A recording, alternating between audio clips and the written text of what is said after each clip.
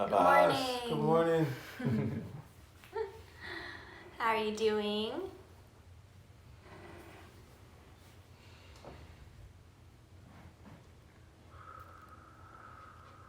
What kind of tea did you choose? Tulsi tea. Tulsi. Good morning. So yeah, grab your cup of tea. We'll get started in just a few minutes. Hey, Jules. Good morning. So yes, PJs are welcome. Grab a warm cup of tea if you haven't already. If you'd like to take notes, I invite you to grab a journal and pen. And we'll get started in just a few minutes.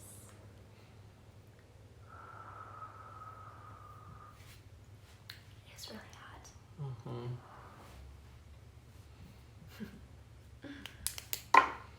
Hope everybody is having a wonderful Tuesday morning. Yes, welcome to Tip of the Day Tuesdays. Yes. The topic today is meditation and breathwork. Yep. I'm still sore from yesterday too. Getting out of bed on a Tuesday is always a challenge after Movement Mondays. Hi, Jamie. Oh, we miss you. Jamie. Okay, so let's get started. I'm sure more people will tap in, but let's get started. So grab your warm cup of tea. If you want to take notes, grab a journal and pen. And yeah, if you're in your PJs, great. We're feeling vibey this morning. Turmeric is my remedy today. Oh, awesome. Good. Yeah. Cut out that inflammation. I feel you. Yeah. Alrighty, so welcome to our online studio and welcome to Tip of the Day Tuesdays, where we share Ayurvedic wisdom to balance mind, body, and spirit. My name is Adrienne. I'm an Ayurveda health counselor, founder of hoolamamma, co-founder of Yogi Athlete, and yoga teacher. And my name is Amir, founder of Yogi Athlete, former professional athlete, and yoga teacher. So all of our classes on our on our online studio are donation based. So I did pin the donation information at the bottom of the comments. So all the donations can be sent to Yogi Athlete via Venmo. All of the money goes towards supporting Yogi Athletes and our Eat, Move, Meditate LA events, where we bring yoga, meditation, and plant-based foods to communities that need it most. So as soon as we can get out in the world and celebrating again in person, we'll be in South LA and South Central LA. Cannot wait. Yes. Cannot wait. So if you want to invite your friends and family to be a part of this conversation, you can take a screenshot and share it on your stories, and to also be featured on the Yogi Athlete platform. But today's topic is all about transforming the mind through breathwork and meditation. So, breathwork and meditation are two of the 8 limbs of yoga, so the actual yoga as a whole. So the reason we're talking about it today, well, a couple of reasons, but yoga is the sister science of Ayurveda. So it is important for one to understand yoga in order to fully understand Ayurveda, and vice versa. For you to fully understand Ayurveda, it's important to understand the 8 limbs or the aspects of yoga as a whole. So in particular, we'll be diving into meditation and breathwork today, and the importance of how these practices can help everybody, all of us, during this time, especially during this quarantine and everything that's going on in the outside world. It's so beneficial to take advantage of this time that we have to be able to turn inward, to reflect, to contemplate, to meditate, and to heal from the inside out. So that's what we'll be discussing about today.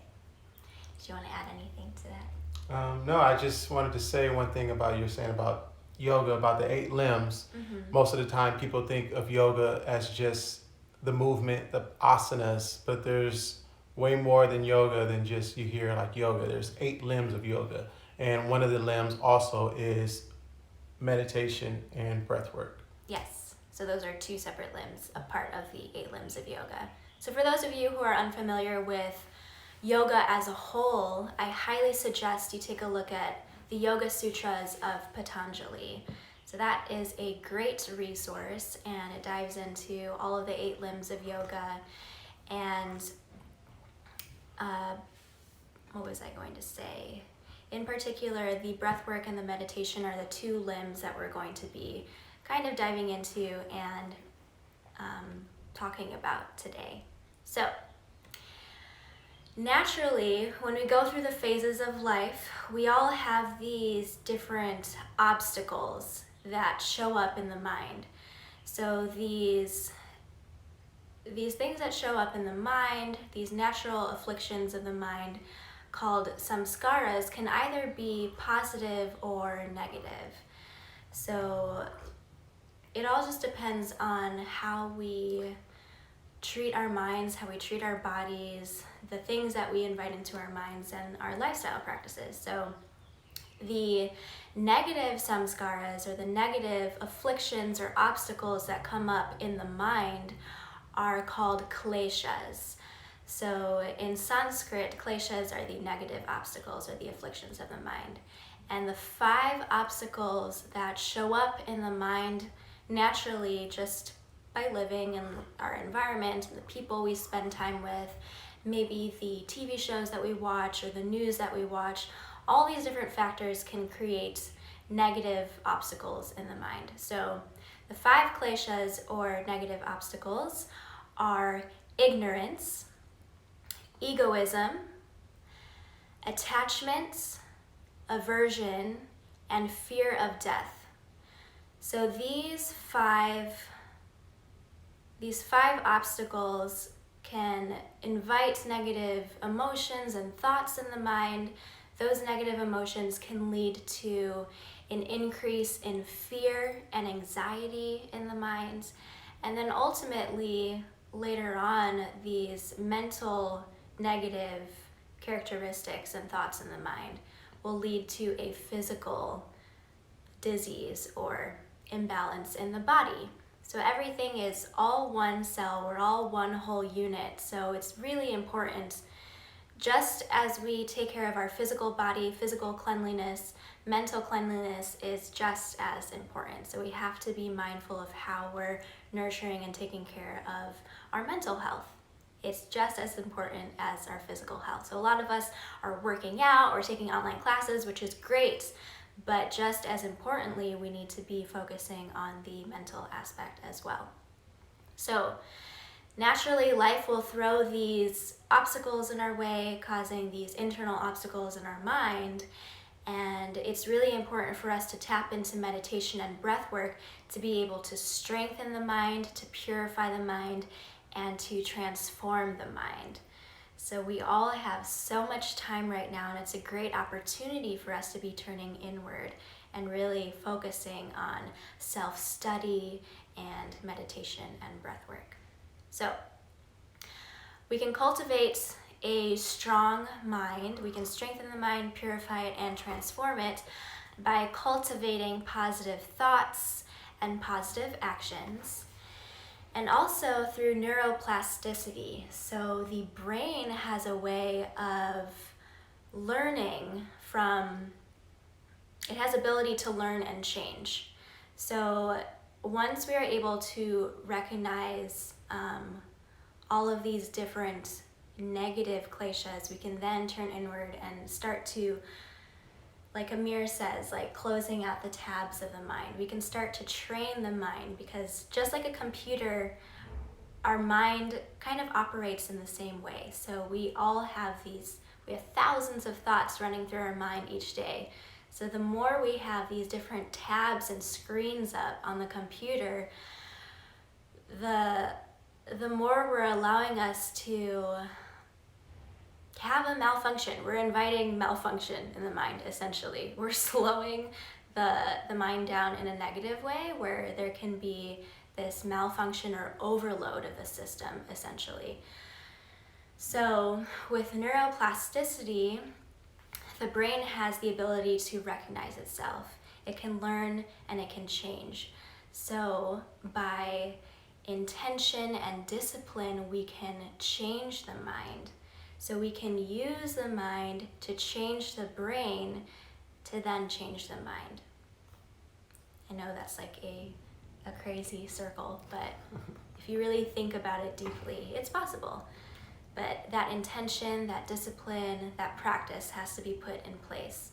So meditation and breathwork is not just a one-time, I'm gonna practice it for an hour and then I'm good to go. It doesn't work that way. You have to, even if you're just setting a consistent practice of 5 minutes a day of just turning inward and being still and focusing on your breath and doing that for a long time, that is more beneficial than going full throttle just once and then forgetting about it. I like to think of meditation as just like training. So just like you train, it's like you do your workouts in the morning, physical training in the morning. Mm-hmm. It's the same thing with the mental. How I got my meditation stronger is I looked at that aspect, like my football training or like weight training. It's like you're not going to be in the weight room for 2 minutes or 5 minutes, or you're not going to be running for only 60 seconds, you know. So you have to look, well, for myself, this is just me, you can use other methods, but I use the method as, well, I'm not going to be in the weight room for 10 minutes, so I'm not going to be in a meditation for 10 minutes. Yeah. And that's how I ended up strengthening my meditation, is because I looked at it like, okay, well, I do a 45-minute, 60-minute weight room session, so I'm going to sit in a meditation for 45 minutes or 60 minutes. Not saying that that's just going to come overnight. Like for myself, when I started my meditation, it was more so I can only sit for 2 minutes. And sometimes I'll open my eye and be like, damn, I only had 30 seconds left. I could have just kept my eyes closed for 30 more seconds. But the more you stay consistent, just like with any other practice that you do, the more strength and more built you'll have into it. So you might start with a 2-minute meditation, and from there you'll bump up to a 10-minute meditation, and then you'll go back down. The next day you did a 5-minute meditation, but that next day you'll have a 15 meditation. So this you'll start strengthening yourself just like any other training. And for myself now, this morning I just did a 60-minute meditation. So and that 60-minute meditation now seems like a 20-minute, 15-minute meditation. So it's just being conscious. It's just being aware of your mental, just like you're aware of your physical being. Mm-hmm. So just diving more in towards yourself, letting go of the ego and focusing more on the self. Yes, I love that analogy, and it's great. And it's going to take practice. So don't expect yourself to, if you're new to meditation and breathwork, don't expect yourself to be like, okay, I can do this for an hour. If I can work out for an hour, then I can definitely come into this meditation and sit there for an hour. It's going to be hard. It's going to be challenging, especially if your hips are tight or you have lower back pain. You're going to be like, oh my God, I'm uncomfortable and I'm going to have to move. Or if you normally have lots of thoughts running through your mind, like my Vata individuals, if you naturally have all these constant thoughts running through your mind, it's going to be challenging at first to be able to sit comfortably in stillness and not have to be worrying about all these thoughts. So you have to be patient, you have to dedicate yourself to this practice, and you have to allow yourself to go slowly. So start somewhere where you know that you can be there for like 5 minutes, for example. Start at 5 minutes, or even start for 2 minutes, and then slowly and gradually work your way up to 10 minutes, and then 15 minutes, and 20 minutes, and just, again, allow it to be a gradual, slow, and loving process versus just going full head And I would also say with meditation too, a lot of people are like, well, how can I meditate? I can't stop my thoughts. I can't stop thinking. And it's not about stopping your thoughts. It's really about observing. It's like you're looking outside a window and watching everything. Like you're really just being the observer. You're not judging anything. You're not judging your thoughts. You're not judging what came up. You're literally sitting back and watching. It's just like Adrian was saying, you have all these tabs that are up on a computer. And the reason you have the reason your mind is going crazy is because so many tabs are up. So you want to get to a point where you can just sit back and look at these tabs and look at the thoughts, not being like, oh damn, why did I think about that? Or why did I come up? It's just you're literally watching a movie. Like you're literally just watching your brain. And you get to a point where those thoughts will start to slow down. The mind will start to slow down. And you can start to close out those tabs. It's like, okay, I seen that, close that out, let it go on to the next. And for myself, once I started to slow these tabs down and clear these unconscious thoughts, you will start to, for myself, I started to bring in these affirmations. So once the mind slows down, you want to start to bring in affirmations like I'm abundant, I'm strong, I'm wealthy, I'm vibrant. I bring positive people towards me. Money comes towards me effortlessly. And that's, you want to do that when you slow the mind down. Yes. When you have a fast mind and there has a lot of thoughts, you just want to sit back and be the observer of everything. So don't try to put in affirmations just like the first thing, like, okay, I'm going into my meditation, I'm going to start putting these affirmations in. It's like, no, let the mind slow down so then you can be able to change the chemical makeup of your subconscious thoughts. And from there, that's when you can plug in dialogue in the brain. But then once you get to that point of the affirmations, you'll come to a point where you can silence the mind. It will come naturally. It will come organically. And from there, you can actually listen to yourself. You can listen towards your actual being. And just like everything else, it's a practice. So I just wanted to say that. I know I got kind of into it. That's great. And bouncing off of that, going back to the Yoga Sutras of Patanjali, Patanjali defines yoga in a few ways. So the definition of yoga, and when I say yoga, like we mentioned before, we're not just talking about the physical asanas or the physical poses. Yoga in itself is this full 8-limbed philosophy. So to fully understand yoga, I definitely recommend the Yoga Sutras of Patanjali. So Patanjali defines yoga as controlling the thought waves of the mind is yoga. So even if you're not doing the physical poses and taking this sweaty yoga class, you are still practicing yoga by doing meditation and breathwork, by learning how to control the thought waves of the mind. Then, when the thought waves are controlled, the seer, so again, being the observer, the seer is established in his or her true nature. That is yoga. So again, that is the importance of practicing this breathwork, practicing this meditation, understanding the full meaning of yoga, and utilizing this with your Ayurvedic journey and vice versa. And it's so, so important and essential to be doing these practices, especially now during this pandemic, during the heightened stimulation that is going on in the world right now, the heightened sense of anxiety, tension, confusion, uncertainty. It's so important to just allow this time in self-quarantine, to allow yourself to turn inward, to be able to control your mind, control your thoughts, transform your mind, heal your mind, strengthen your mind, purify your mind. Because that ultimately is going to lead to a healthy physical body, a healthy immune system, vitality, vibrance, all the good things. Yeah, I seen Chaz said, hi Chaz, She said, nature always helps me keep steady. Definitely. Yes.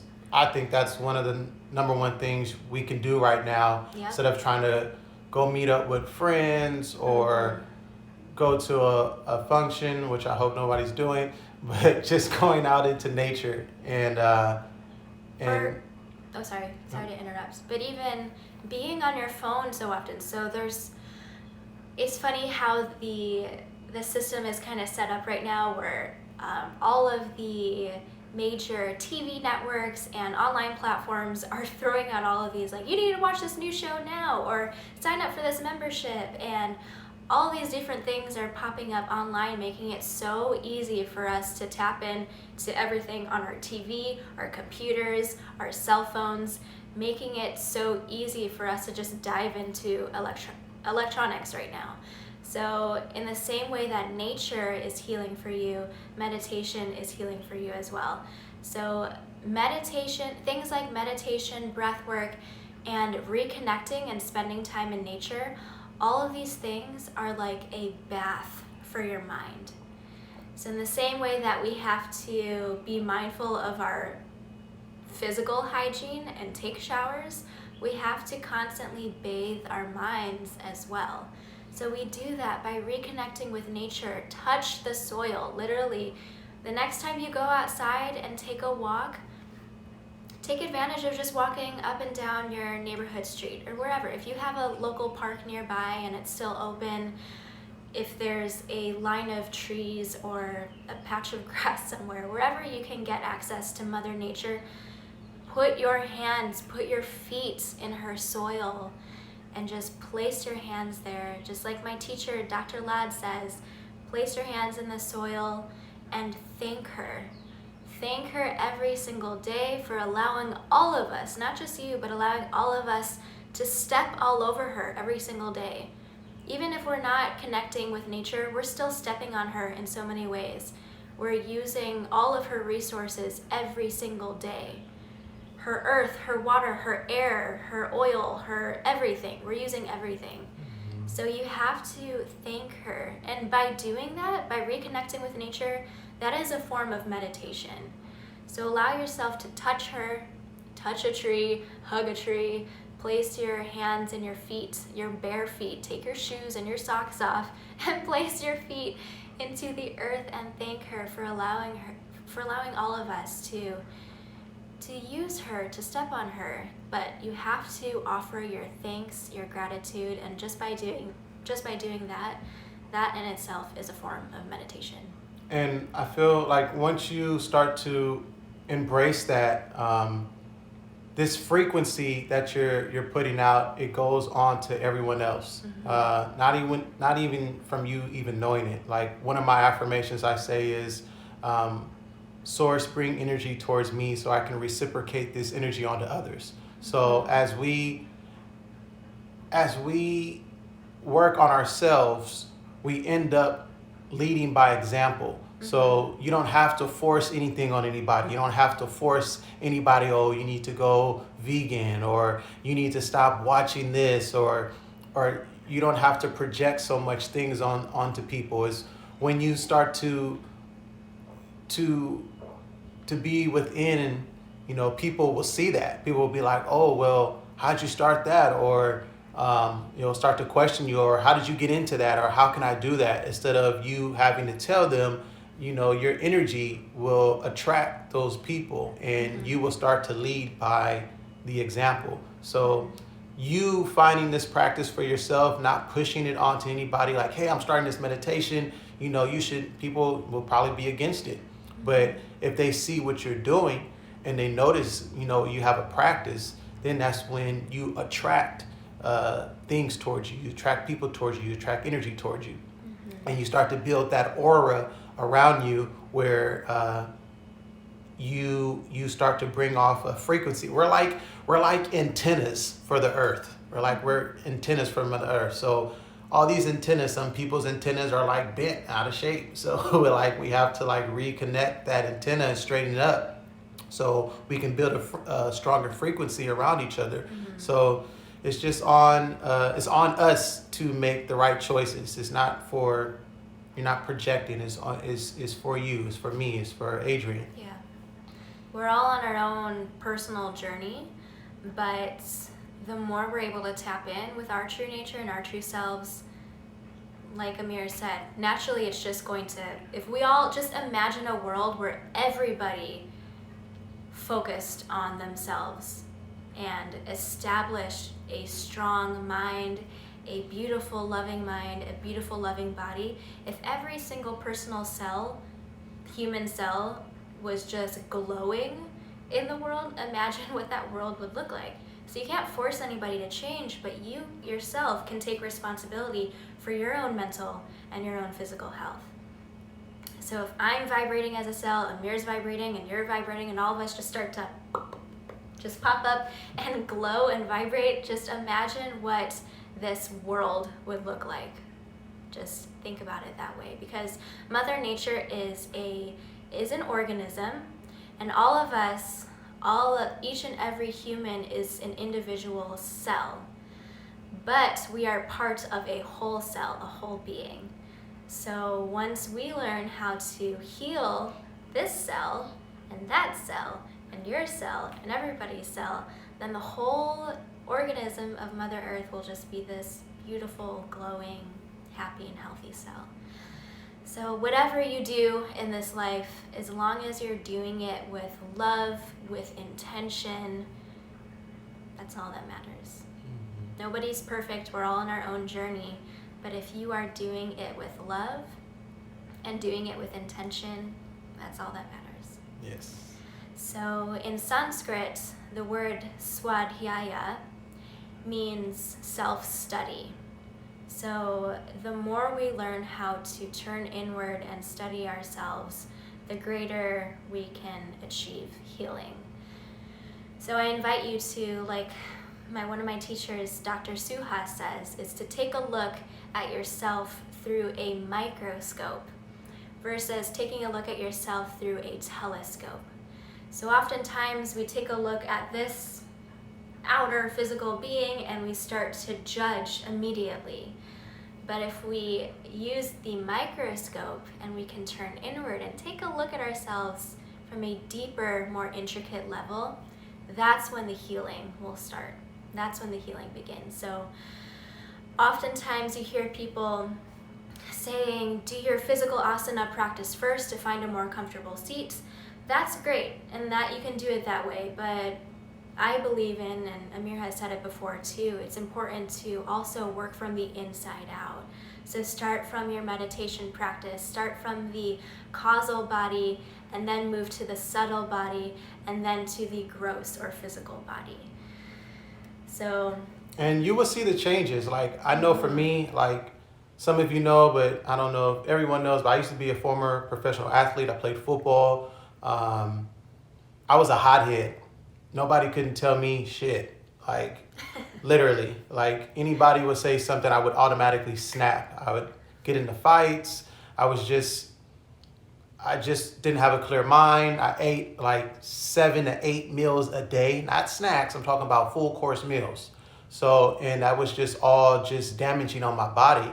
And I've been practicing yoga now for I'm going to my 11th year practicing, and I've been teaching now for 5 years, and my body's healed. Like, I never played a down of football. When I tell people I played football, they're like, oh, that's cute. You played, high school. And I show them a picture of what I really looked like back in the day. And they're like, damn. You're like, so, oh, yeah, it's like a total 180. So, and that all happened, this transformation for me all happened with practice of my physical, practice of my mental well-being, practicing of my eating habits. I didn't wake up just one day and, I'm going to be vegan or I'm going to stop eating meat.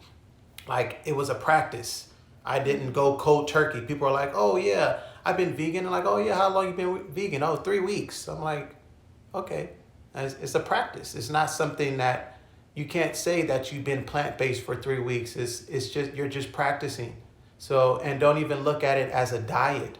It's a lifestyle. This isn't a fad. This isn't something temporary. This is something that you're transitioning to help you be more stronger mentally, physically, spiritually.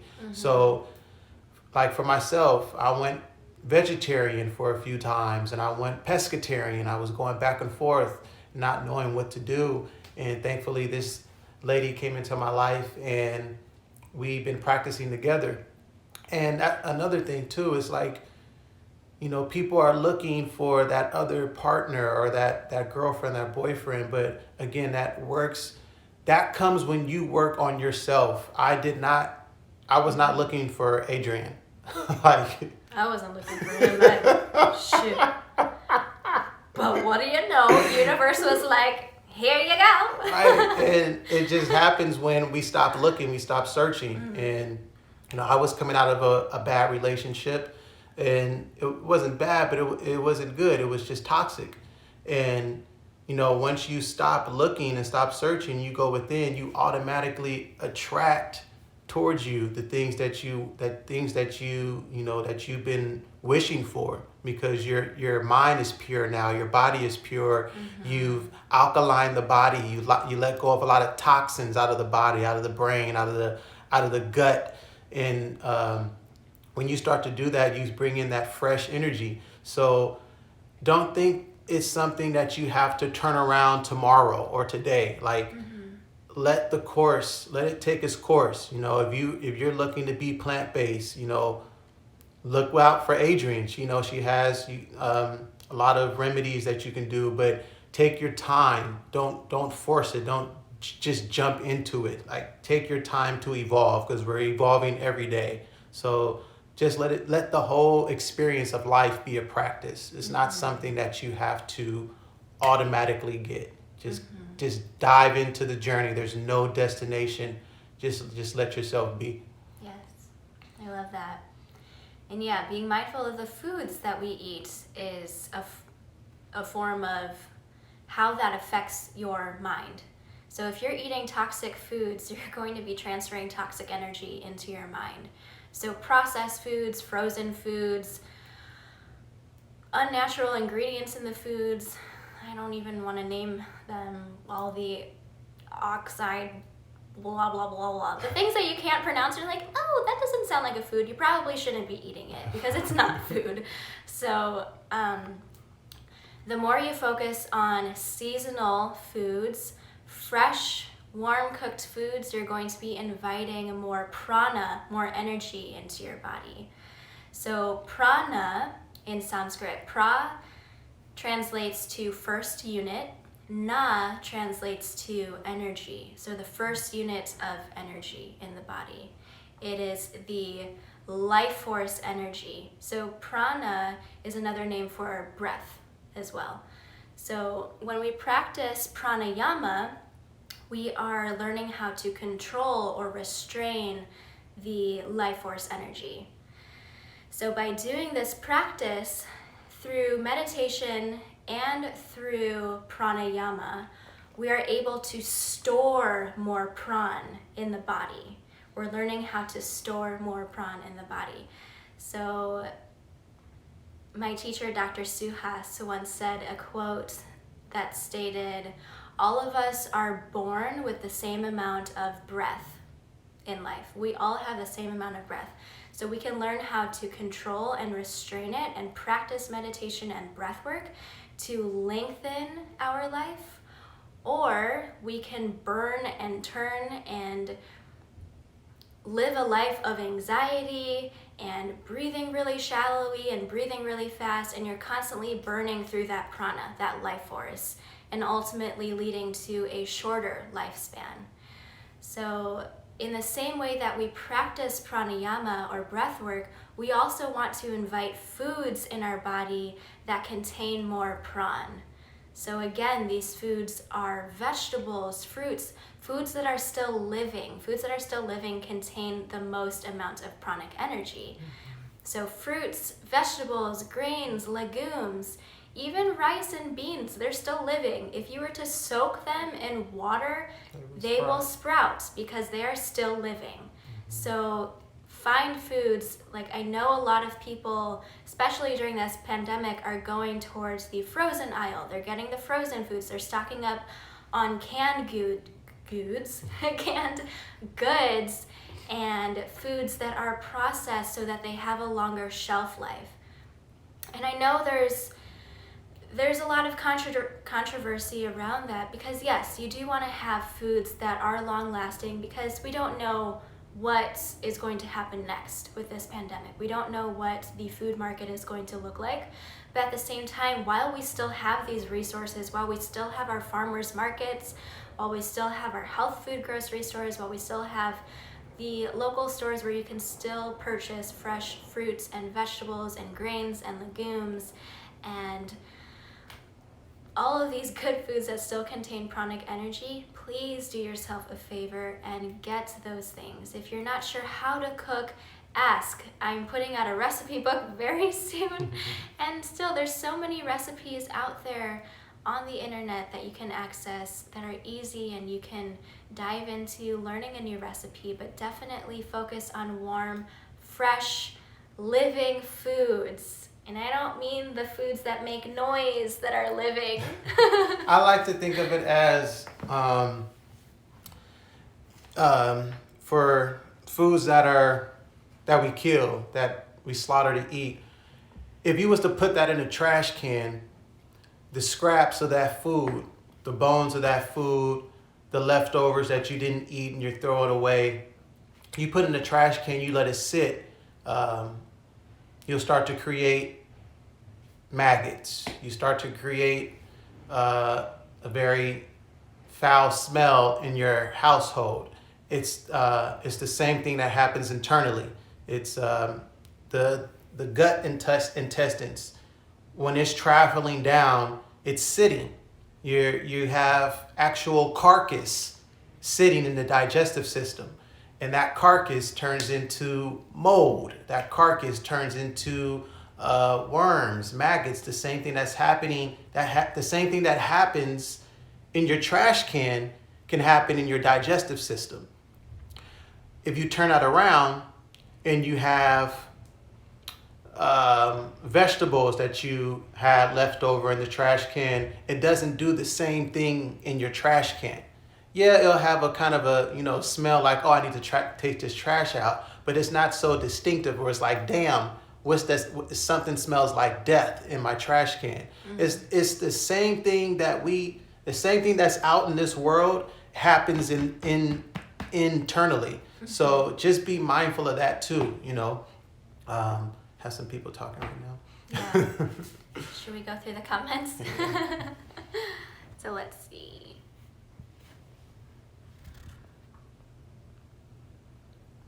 If anybody has any questions right now, please drop something in the comments. Let us know. Yeah. Mm-hmm. Yes. Alrighty. Questions. I'm gonna put you right side up now so we can answer your questions. Okay, so great. Yes, meditation is a prolonged state of concentration. You guys are beautiful. Take this time to be more mindful. Yep. Mm-hmm. How do you feel about fasting? Oh, great question. So, fasting. I'm going to put you back here. So, from an Ayurvedic perspective, fasting is a great way to reset the digestive system. And I want to be very clear about this. Fasting is something that shouldn't be done all the time and for a long, extended period of time.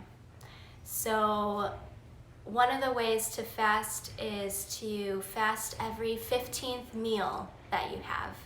So once a week, for example. Like let's say you choose a Sunday evening and you don't eat dinner that day. That's a great way to just reset the digestive system and to clean slate and strengthen your Agni, which translates to your digestive fire.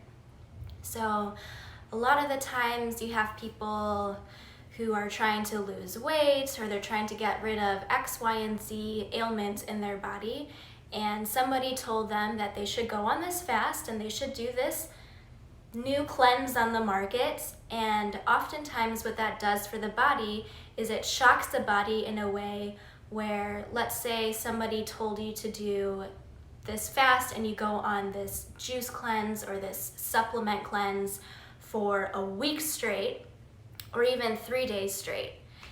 And you notice, okay, I'm releasing a lot of bowel movements, I'm cleansing a lot, I feel like I'm losing weight, but ultimately what's going to happen is once you start eating again, you're going to gain all of that back and maybe throw the body more out of balance, because oftentimes we're not fasting the right way and we are shocking the body so that when you feed the body again, it's like a double shock to the body because it's confused. Like, what are you doing? You stopped eating for 3 to 5 days and you're only consuming these drying things, and now you want to feed me a cheeseburger or some frozen pizza or something that's too heavy and too hard to digest, and it's going to sit in your stomach unable to cook and process, therefore leading to constipation or more blockages in the body, and it's just a huge mess. So a general thing to note is that you have to be mindful and have an intention for why you're fasting, and to do it the right way that is proper for your specific mind and body type. So a Vata individual, for example, really doesn't need to fast at all. Having 3 meals a day is fasting for a Vata individual because they're constantly burning through life and moving, and their metabolisms are much higher than a Kapha individual, for example. So a Kapha individual would be a person who can benefit from fasting every 15th meal. That is something that they can gain some benefit from. And springtime, for example, we're now in the season of spring. So if you are considering fasting, springtime is a great time to think about starting a fast, maybe a 1-day fast or a 1-meal fast, because naturally the earth is going through this cleanse anyway. There's not a lot of fruits and vegetable and grain produce that is being grown right now by the earth. So naturally that is just a way for our bodies to understand that, okay, I don't need to be taking in that much food because the earth is not producing that much food. So springtime is a good time to think about a cleanse. So if you are thinking about doing one, I suggest maybe just choosing 1 meal, maybe dinner time, to fast, and let that be your fast so that you can have 12 or 15 hours prior to your next meal, which would be breakfast, and that would be a nice reset to the digestive system. Nice. Great question. So yes. Only meal we get is at night before bed, and the system goes out of balance. Mm-hmm. We have another question. Yes. Oh yeah. Let's open up that question. Let me see.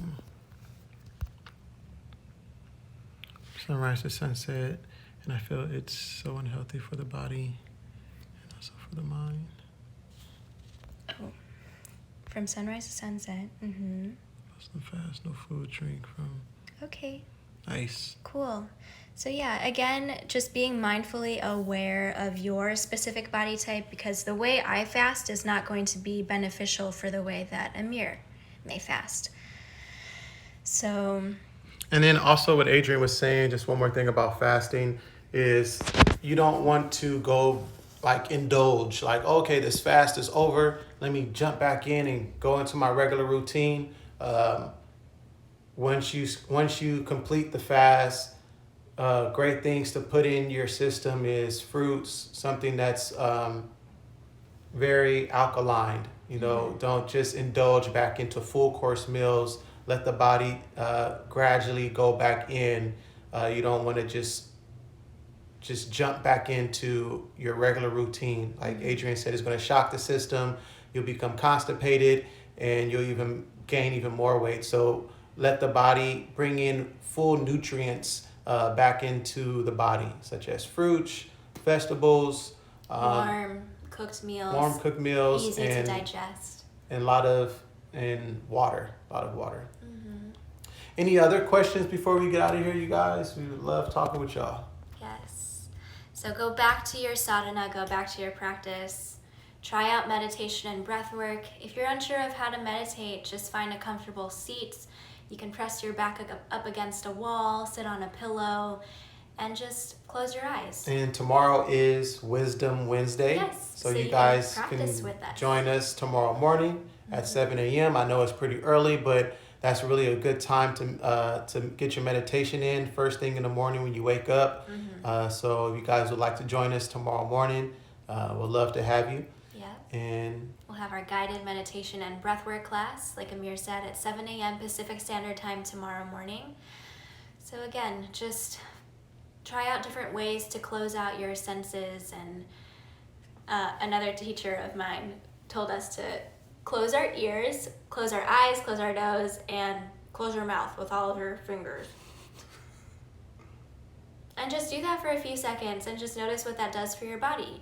You're withdrawing your senses, and that's a great way to be able to turn inward as well. You're welcome, So, Chaz. yes. I'm happy you chimed in. Yes, this thank you so morning. much for joining us, for spending your Tuesday morning with us. We look forward to seeing you tomorrow morning for Wisdom Wednesdays. And if you have any additional questions, feel free to send a personal DM through Yogi Athlete or hoolamamma, and I'm super happy to answer on either platform. And other than that, the Venmo information is pinned below, so if you are able to send a donation for this workshop, all of the donations go towards supporting Yogi Athletes and our Eat, Move, Meditate LA events.